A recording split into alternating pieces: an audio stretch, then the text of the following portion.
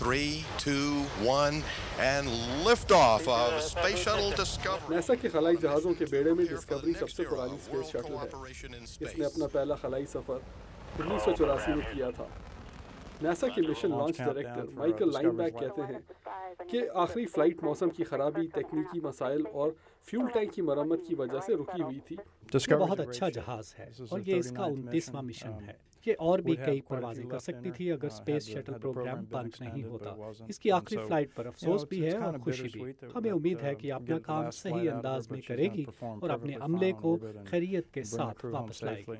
इसका 11 दिन का ये मिशन खला में वाक़ इंटरनेशनल स्पेस स्टेशन तक सामान ले जाने के लिए है। इसके सामान में शामिल है एक अलमारी, एक रेडिएटर और एक रोबोट जिसका नाम है रोबोनॉट 2। डिस्कवरी को मुख्तलिफ किस्म के कामों के लिए इस्तेमाल किया जा चुका है।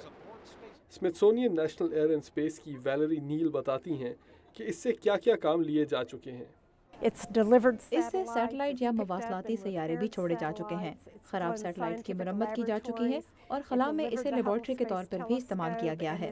हबल स्पेस टेलीस्कोप भी इसी ने खला में छोड़ी और फिर उसकी मरम्मत के लिए भी 2 बार खला में गई। रूसी स्पेस स्टेशन मीर ये 2 बार जा चुकी है और इंटरनेशनल स्पेस स्टेशन 13 बार। डिस्कवरी ने कई बार तारीख भी रकम की है।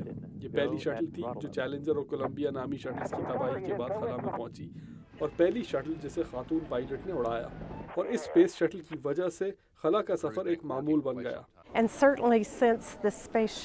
जब से स्पेस शटल ने उड़ना शुरू किया है, लोग साल में 5 से 9 मरतबा खला में जाते हैं।